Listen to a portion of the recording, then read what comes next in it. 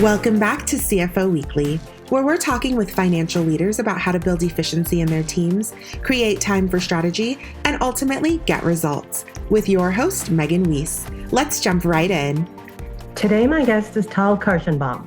Tal is the CEO and co-founder of automated finance operations platform Ledge. Prior to founding Ledge in 2022, he held leadership roles at payments giant Melio and in the corporate development and M&A team at Facebook. Tal also held roles at Boston Consulting Group, BCG, and Intel Capital. He holds a bachelor's degree in accounting and economics from Tel Aviv University and an MBA with specialization in finance from the University of Chicago Booth School of Business. Tal, thank you very much for joining me on today's episode of CFO Weekly. Thanks for having me, Megan. Yeah, I'm excited to learn about you and your product, Ledge, which helps companies to tame payment chaos. And in a world where chaos seems to be everywhere at the moment, it's always a good idea to eliminate it where we can. We've got a lot to cover today, so let's get started. First, and as always, let's start with you and your story as to how it is you got to where you are right now. Absolutely. So again, thanks for having me. I started out my career in a very unconventional, I'd say atypical path. As an Israeli, spent some time serving with the Israeli Defense Forces, then into undergrad where I focused on accounting. From there, spent some time in venture capital with Intel's corporate venture capital arm, Intel Capital, essentially covering all the different sectors that Intel invests in. This was between 2010 and 2012. Then moved to the US for a few years, first for business school, then did some consulting with the Boston Consulting Group, moved out to California and joined Facebook and was part of Facebook's corporate development or M&A team where I led M&A deals for Facebook and some of its other assets, Instagram, WhatsApp, Oculus Messenger, before moving back to Israel to do some more investment banking, essentially, so M&A advisory work, and then eventually joining a B2B payments company called Melio, which really helps small businesses either pay or get paid, which was a fantastic experience. And that's where also we see the much deeper exposure into the field of finance operations. And that's where the idea of Ledge came to be. And about a year ago, left Melio and founded Ledge with two co-founders, Asaf Kutzer and Megan Weis, and have been building the company ever since. Wow, that's an impressive career so far. So let's talk about what motivated you to start Ledge. What did you feel like the world was missing? Absolutely. So as I mentioned, I spent some time with Melio, a B2B payments company that as a B2B payments company moves quite a significant volume of payments between payors and payees.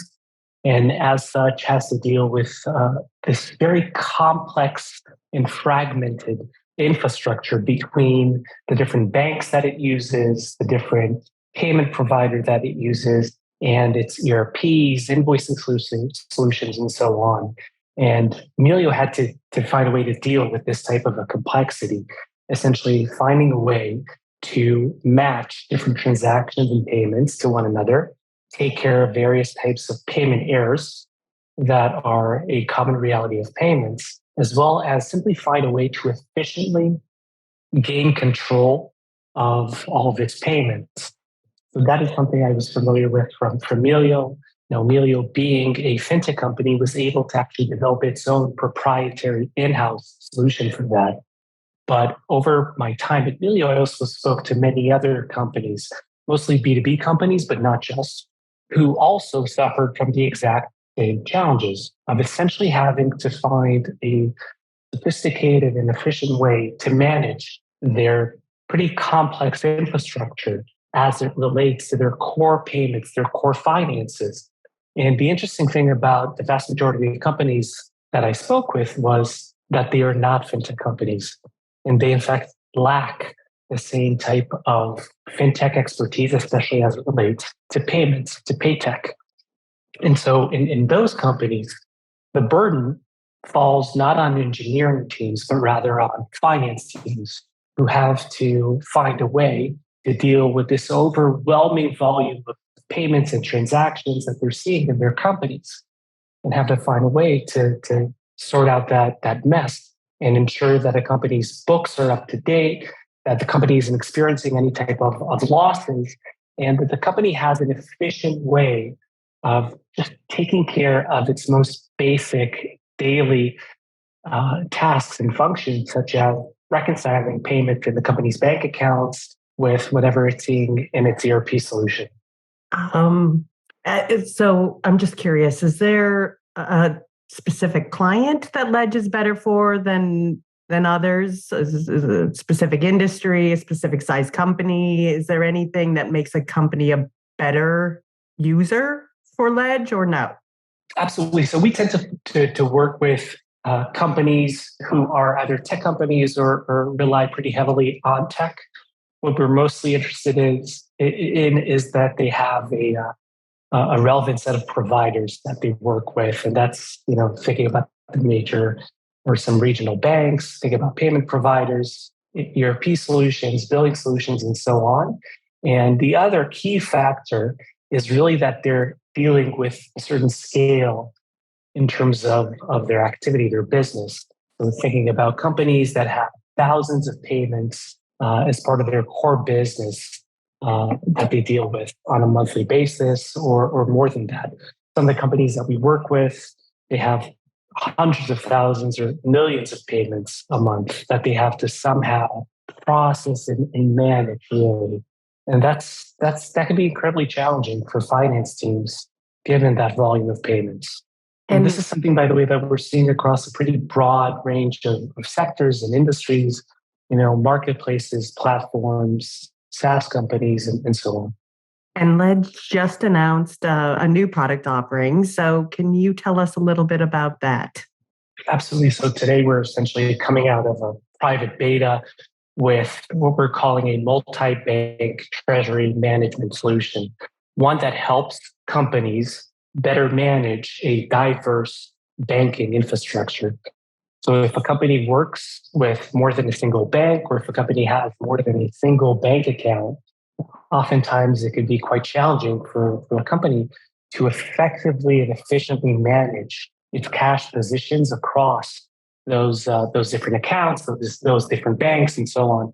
And so what we essentially do at Ledge is we integrate with a company's banks. We pull in all that information into our platform, into our products, and we help companies with three key things. The first is really just getting a better visibility into their cash positions. So showing them how much money they actually have across different bank accounts, across different banks as well, in different currencies, of course, and so on. The second is essentially providing them with various types of alerts that we're able to do because we continuously monitor a company's bank accounts. And so we're able to provide alerts if a certain account goes above, or a certain account's balance goes above a certain threshold, or maybe below, or perhaps if we're seeing any type of unusual activity or an outgoing transaction which seems kind of too high, and the company would like to be notified about that. And really the third thing that we do is we enable a company to manage those different accounts in a better, more efficient way by facilitating and automating money movement and funds transfer between those different accounts. Think of this as rebalancing a company's bank accounts, but on autopilot. And we were talking about this before we started recording, but finance is really evolving to be more forward-looking than previously, where they were just focused on historical results. So can you talk to us a little bit about how, first of all, Ledge helps companies become more, I guess, forward-looking or thinking, and how you kind of incorporate forward-looking into your own finance teams? Absolutely. So Ledge was really founded with the premise of helping finance teams automate their day-to-day activities, the ones that are a reality of business and something that they have to do, but that isn't necessarily the best use of their time.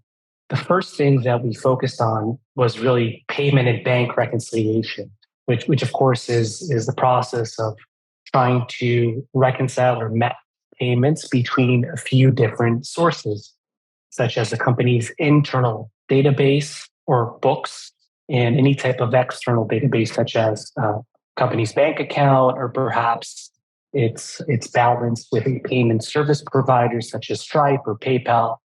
And that process, when it's done for a very high volume of payments, such as tens of thousands or hundreds of thousands of payments a month, is a challenge that gets unbelievably overwhelming for companies and ends up taking up a significant effort on behalf of the team. And what we know from our experience and what we know from working with companies is that what oftentimes happens is that finance teams will actually have dedicated people on the team who will be focused solely on that. We know of quite a few companies that have teams of dozens, plural, of people who are focused solely on payment reconciliation. And that is really something that is able to be automated on a pretty massive scale. And that's, of course, the key focus for what we do. That is our bread and butter, reconciliation automation. That was the first thing that we launched as a first product.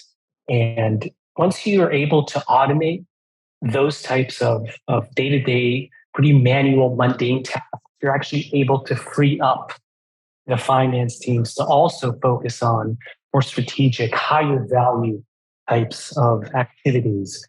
Things such as, thinking about FP&A, making sure that you're tracking towards your budget, thinking about various types of strategic finance elements such as inorganic growth and so on.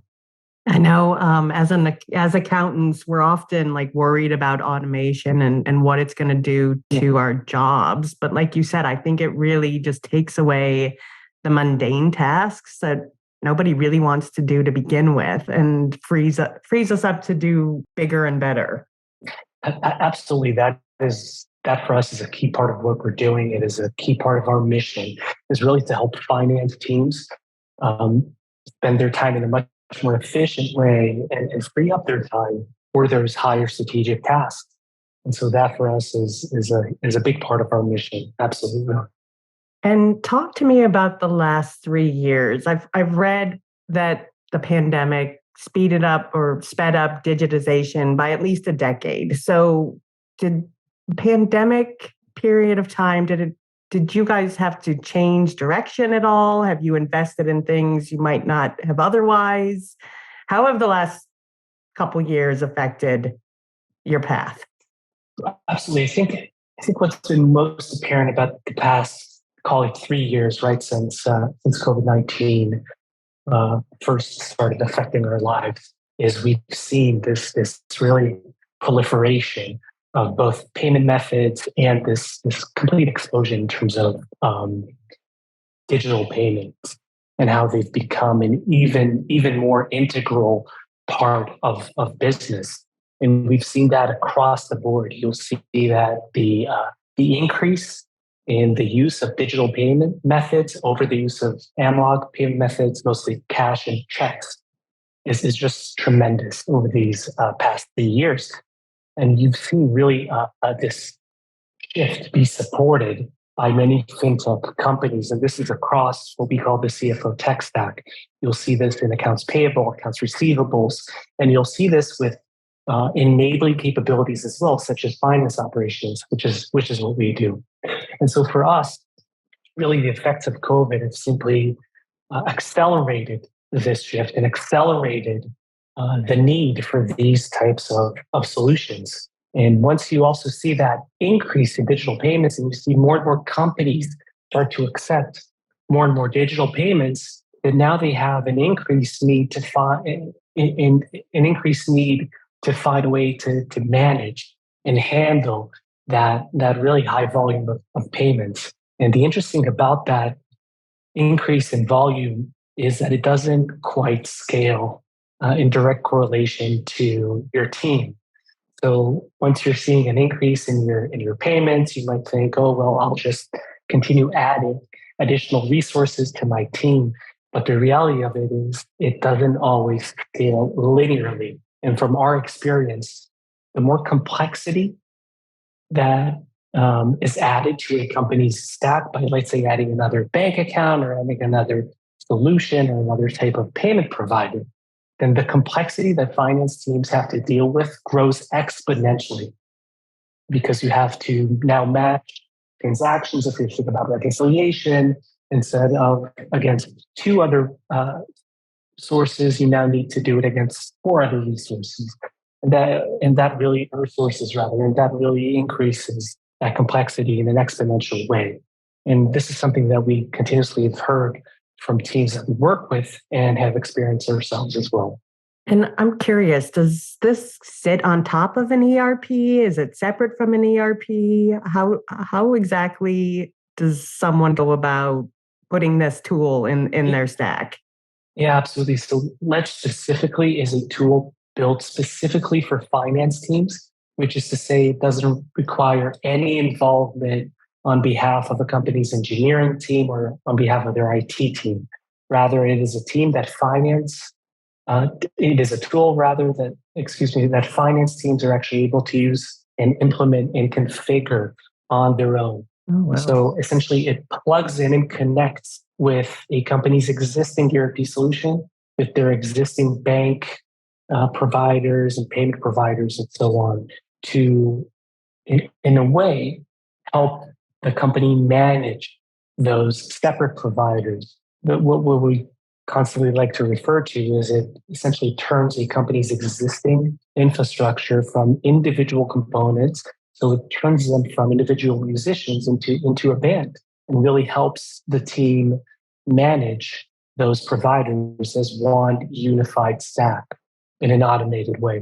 Wow, that's amazing. It's always nice when finance can kind of implement their own tools without having to rely on IT. Absolutely. That for us was one of the key realizations that we had when we set out on this journey, which was, the finance function is such a critical, important one, but unfortunately, finance teams don't always get the love and the attention that they should be getting from other parts of the company, especially, thinking about R&D teams. Engineering time is scarce. It's a very valuable resource. And for us, one of the biggest obstacles that we had to overcome was thinking about how can we provide this type of a platform and service without relying heavily or at all on those types of resources. And I want to switch gears here and talk about the current market. But you recently had a discussion with other industry experts at FinTech Week in Tel Aviv about innovation in a bear market. So can you just share your thoughts on that to start? Yeah, absolutely. For us, where we met the bear market, I think in the most extreme way was when we set out to raise our seed funding, which was in the summer of 22 last year. And this was when fear of recession was very much present, and it affected the tech ecosystem in a pretty major way. There was very little venture capital activity at the time, and especially compared to the 2 years that preceded that. And for us, that meant that focus was more critical than ever. So focus on customers, on solving their biggest, most pressing pain points, on operating efficiently, but also from a fundraising perspective, it meant that we had to focus on finding the right partners for this journey. And for us, that partner ended up being Jonathan Golden, who led our seed round, who's one of the partners at NEA, New Enterprise Associates, a venture fund based out of San Francisco. And Jonathan specifically, before joining NEA, spent a few years with Airbnb and was their head of product for payments at Airbnb. And as such, he's someone who was intimately familiar with that exact same problem that we've set out to solve, which is how do we help companies, especially tech companies, solve the complexity that can be caused by having a high volume of payments, by operating at scale, and by having to do so with a pretty complex and fragmented infrastructure from a banking payments perspective. And I'm curious to know, how do you guys stay focused on the future and innovation at times when it seems like the present is so chaotic? It's unbelievably chaotic. That's for sure. I think that for us, it goes back to that focus, right? Especially as an early stage startup company, you really need to focus on your customers, focus on their needs. You need to be very open to that. You need to constantly be in touch with them and measure that on a very frequent basis. You need to be agile as well. And for us, we spoke briefly about the new product that we brought out of private beta today, the multi-bank treasury management solution that we have. That is actually something that we've had on our product roadmap for quite some time.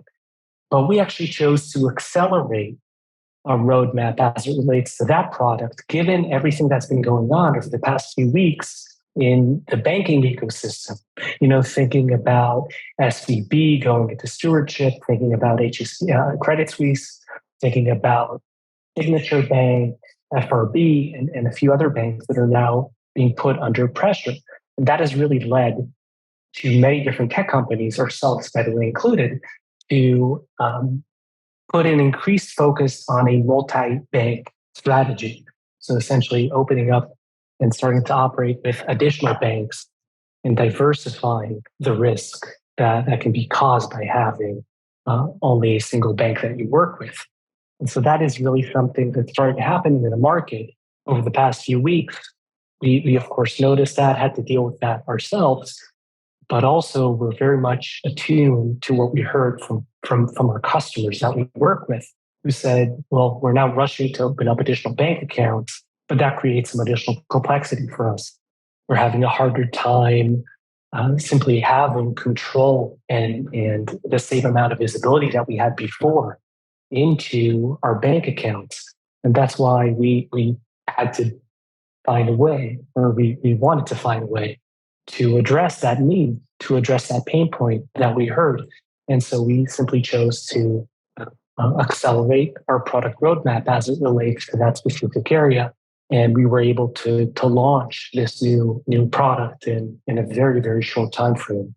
But again, being very much attuned to what we're seeing and hearing from our customers because of these pretty unstable macro conditions. So we'll talk more about the state of banking in just a minute, but I'm curious to know, how do you balance the necessary risks associated with being a startup with putting or starting to put controls into place? Yeah, I think it's always that trade-off, right? It's a fine line that you're trying to walk. Essentially, you need to constantly stay innovative and constantly address the needs of your customers and be pretty much focused on that.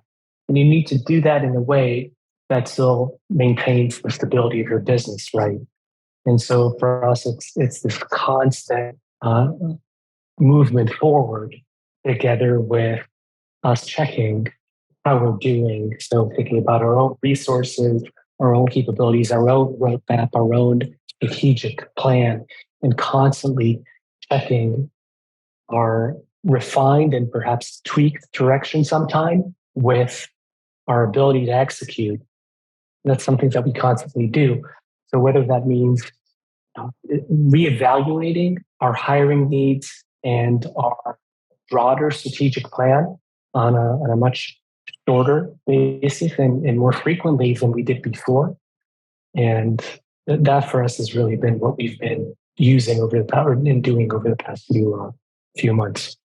And it's front page news, but there's currently an issue of insolvency regarding the Silicon Valley Bank. And you commented on this in an issue of the FinTech Times. You mentioned that the situation presents both first and second order implications. So can you talk to us about what you mean by first and second order?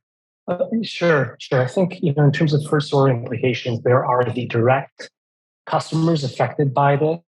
So if we think about SVB as an example, Silicon Valley Bank, you've got the Silicon Valley Bank customers that are both depositors, and that's really any type of company, of course, not just fintech companies. And then you also have fintechs who use SVB for more advanced type of products and services, such as using SVB as a way to connect into the payment ecosystem. So essentially using SVB's payment rails to initiate ACH, RTP, wire transfers, really.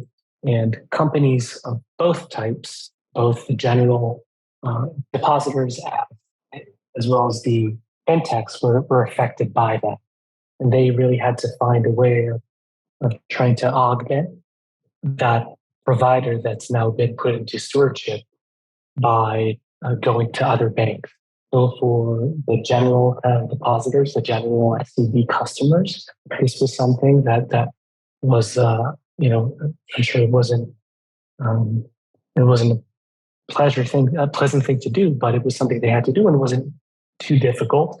I think that for fintech companies, very specifically, it was a bit more challenging to find other banks that could partner with them to provide the same types of capabilities that SVB was able to provide. And there are other banks that support those things, JP Morgan Chase, the Vault Bank, and a few others as well. But it was just a bit more of an involved process. That's really the first order implications. In terms of second order implications, there are a few, but the first thing that jumps to mind is really customers who use fintech providers for such things as payroll, accounts payable, accounts receivable automation, and to the extent that those fintech companies, the payroll or AR, AP automation providers, relied on SVB for connecting into the payments ecosystem, which many did, because SVB offered a great service there, a great product there.